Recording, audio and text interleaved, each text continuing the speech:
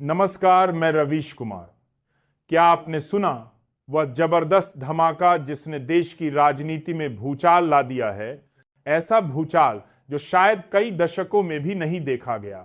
राहुल गांधी की यात्रा शुरू होते ही शतरंज की बिसात पर चालें बिछनी शुरू हो गई, लेकिन हर एक चाल नाकाम साबित हुई। पूरी खबर देखने से पहले आपसे गुजारिश, वीडियो को लाइक और चैनल को सब्सक्राइब करना। आपका बस 1 सेकंड का काम है, लेकिन आप अक्सर इस पर कंजूसी कर जाते हैं।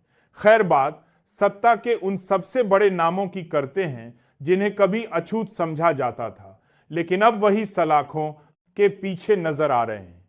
हां, आपने बिल्कुल सही सुना। प्रधानमंत्री नरेंद्र मोदी, गृह मंत्री अमित शाह और बिहार के मुख्यमंत्री। और इस पूरी कहानी की डोर जिस मास्टरमाइंड के हाथ में थी, वह और कोई नहीं बल्कि नीतीश कुमार और आंध्र प्रदेश के दिग्गज नेता चंद्रबाबू नायडू थे। कभी जिन्हें क्षेत्रीय नेता कहकर सीमित करने की कोशिश की गई थी, आज वही राष्ट्रीय राजनीति का समीकरण बदलते दिखाई दिए। चुनाव आयोग की प्रेस कॉन्फ्रेंस ने जैसे सियासी हालातों को पूरी तरह पलट दिया। सवाल यही कि आखिर यह सब हुआ कैसे? नीतीश और नायडू जैसे नेता जो कल तक बीजेपी के साथ कदमताल कर रहे थे, आज पूरी गाड़ी पलटने पर क्यों उतारू हो गए? बीजेपी के अपने बड़े नेता अब विपक्ष से गुपचुप मिलने की कोशिशों में लगे हैं। लेकिन सबसे बड़ा सवाल यह है कि राहुल गांधी अचानक से हीरो कैसे बन गए?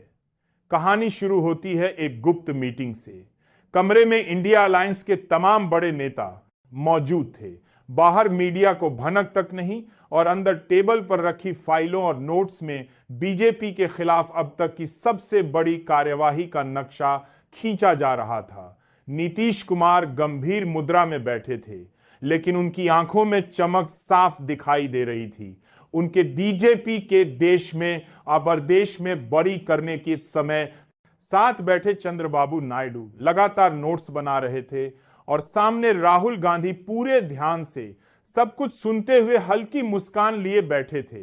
प्रियंका गांधी, जो आमतौर पर मंच से गरजती दिखती हैं, वहां चुप थी, लेकिन उनकी आंखों में आत्मविश्वास टपक रहा था।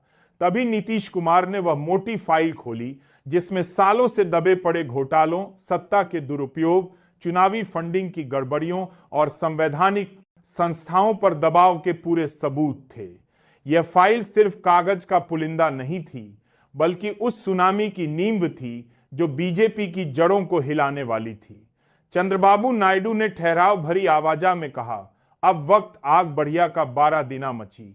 12 साथ ही जॉन बर्बर तक कारण जानों को संदिन को गया है कि देश देखे कानून सबके लिए बराबर है, चाहे वह प्रधानमंत्री ही क्यों ना हो। राहुल गांधी ने मुस्कुराते हुए कहा, जब सच को दबाया जाता है तो वह और जोर से बाहर आता है, और आज हम सच को सामने रखेंगे। बस इसी पल खेल पलट गया। अगले दिन से ही देश भर में छापेमारियां शुरू हो गईं। दिल्ली से अहमदाबाद और मुंबई से वाराणसी तक बीजेपी नेताओं के दफ्तरों और घरों में रेड और नोटिस की बाढ़ आ गई। टीवी चैनलों पर लगातार ब्रेकिंग चलने लगी। मोदी शाह पर देश ब्रेकिंग चलने लगी, और मोदी शाह पर दफ्तरों के देश बाढ़ आ गई। शिकंजा सत्ता के शीर्ष पर पहली बार कानूनी कार्रवाई दिन चढ़ते चढ़ते सबसे बड़ी खबर आई। नरेंद्र मोदी और अमित शाह को औपचारिक रूप से गिरफ्तार कर दिल्ली की तिहाड़ जेल भेज दिया गया। तस्वीरें सामने आई। सफेद कुर्ता पायजामा पहने गंभीर चेहरे जेल की सलाखों के पीछे। एक तरफ देश स्तब्ध था तो दूसरी ओर विपक्षी नेताओं के चेहरे खिल उठे। प्रियंका गांधी ने प्रेस कॉन्फ्रेंस कर कहा, यह किसी की व्यक्तिगत जीत नहीं बल्कि लोकतंत्र की जीत है। नीतीश कुमार ने साफ शब्दों में कहा, हम बदला नहीं ले रहे, लेकिन कानून सबके लिए एक है। राहुल गांधी बोले, सच को दबाने की कोशिश की गई थी, लेकिन आज वह सामने है। उधर बीजेपी खेमे में सन्नाटा था। वरिष्ठ नेता बंद कमरों में मीटिंग कर रहे थे, लेकिन उनके पास न प्रधानमंत्री था न गृह मंत्री। सोशल मीडिया पर समर्थक गुस्सा जाहिर कर रहे थे।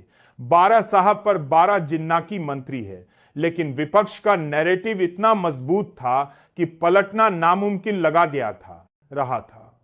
चंद्रबाबू नायडू ने मीडिया से कहा, बीजेपी ने हमें सालों तक हाशिए पर रखा। हमने सबूत जुटाए और सही समय का इंतजार किया। कुछ चैनल्स ने इस घटना को भारतीय राजनीति का सबसे बड़ा मास्टर स्ट्रोक कहा। अंतरराष्ट्रीय मीडिया भी चुप नहीं रहा। इंडिया स्टॉप लीडर्स जेल्ड इन अनप्रेसिडेंटेड मूव। यह हेडलाइन लंदन से लेकर वॉशिंगटन तक छाई रही। मोदी की एक कथित चिट्ठी जेल से मीडिया में वायरल हुई, जिसमें उन्होंने लिखा कि यह कार्यवाही राजनीति से प्रेरित है। शाह की ओर से संदेश आया, हम डरने वाले नहीं हैं, लड़ाई जारी रहेगी। लेकिन सच्चाई यह थी कि जनता बदलाव चाह रही थी। बेरोजगारी, महंगाई और सामाजिक मुद्दों से निराश लोग अब इसे अपनी जीत मान रहे थे। दिल्ली में इंडिया अलायंस की विशाल रैली हुई, जिसमें लाखों लोग जुटे। राहुल गांधी ने मंच से कहा, यह तो सिर्फ शुरुआत है, अब हर संस्था को आजाद करेंगे, हर आवाज को खुला करेंगे,